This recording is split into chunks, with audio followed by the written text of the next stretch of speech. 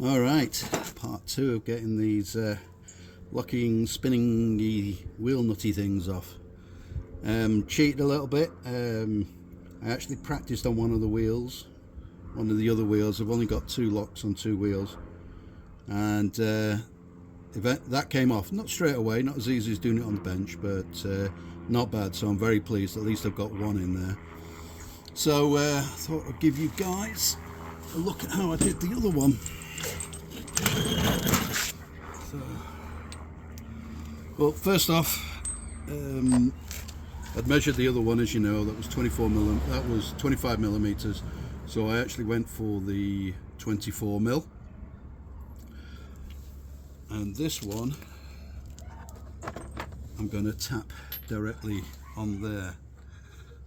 I tried it with my smaller hammer, but I had to resort back to the FBH. For some reason it wasn't, maybe my strength or the weight of the hammer wasn't knocking it all the way in. So you have to knock it all the way in, all the way home, as far as you can anyway. And the first bit here is getting the spinny wheel nut thing off, the spinning outside. So I haven't been able to get this thing to seat correctly, but it doesn't really matter because seat level anyway.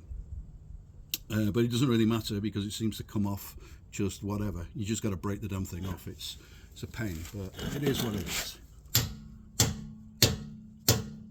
Right, so whack that thing in as far as you can get it. Now you may want to be careful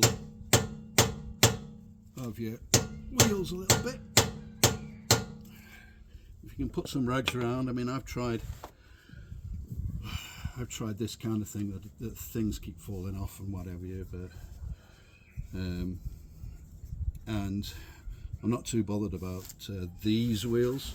As you can see, they've already got scratches from off-roading and a few gouges, and I've actually got a brand new set of comp motors which I'm repairing at the moment, so those will replace these guys. Anyway, I digress. It's not what you're here for.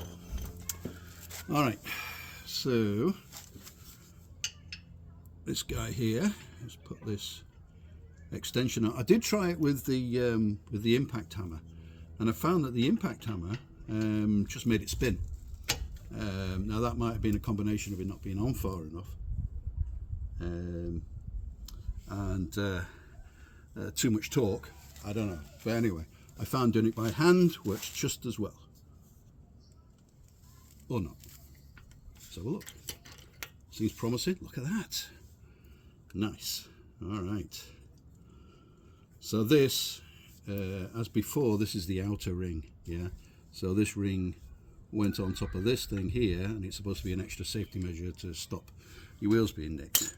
But listen, if you've got a nice set of wheels, the professionals who are going to get your wheels, this isn't going to defeat them. Hasn't really defeated me, has it?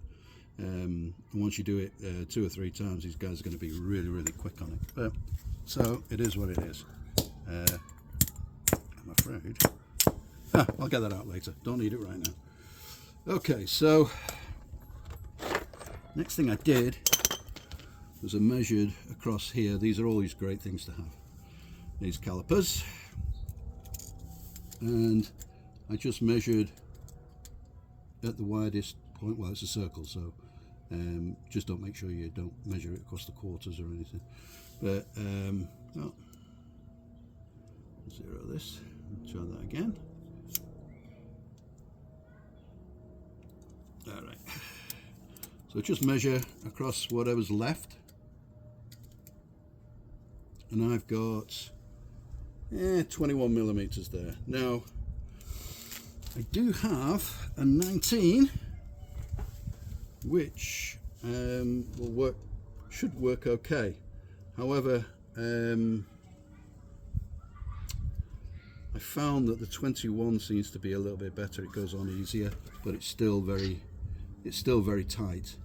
Now I suspect that has got to do with they've already compensated for the fact that this is, although this is 21 millimeters, it's supposed to go over maybe a 22 millimeter bolt. So because it's got all these ridges in it and what have you.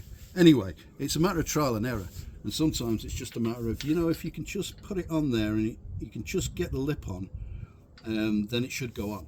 And remember, it's fine to put a bigger one on.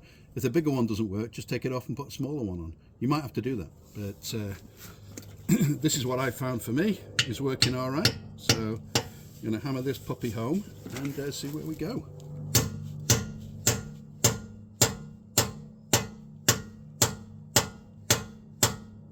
All right, that's pretty well in there.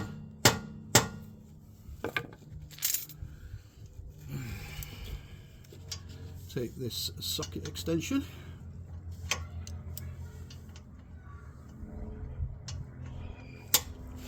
and bingo, look at that.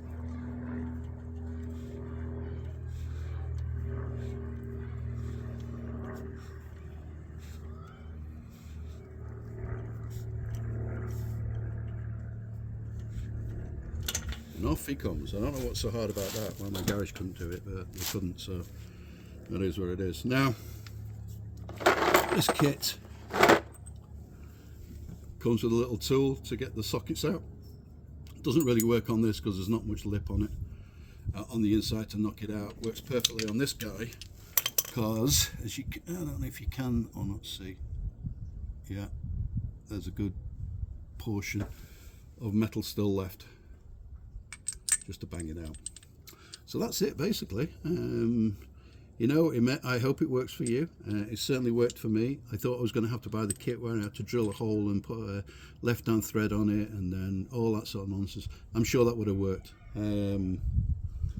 But this was pretty straightforward. The kit wasn't expensive. It was 30 bucks. I saw a lot of people had said they returned it. I suspect what people are doing is they get the nut off and then they think, well, I don't need this anymore. When's the next time I'm going to have a locked wheel nut? Well, I don't think like that. I always think, yeah, I'll put it away. It's 30 bucks. What's 30 bucks? And at some point in the future, I may need it again, or I may be able to help out a friend who has a similar problem. So there you go. Anyway, I hope that's been informative and helpful. I certainly didn't find anything on the internet that helped me out with the spinning wheel nut types. So yeah, just to my own ingenuity, and again, hope that helps. Cheerio for now.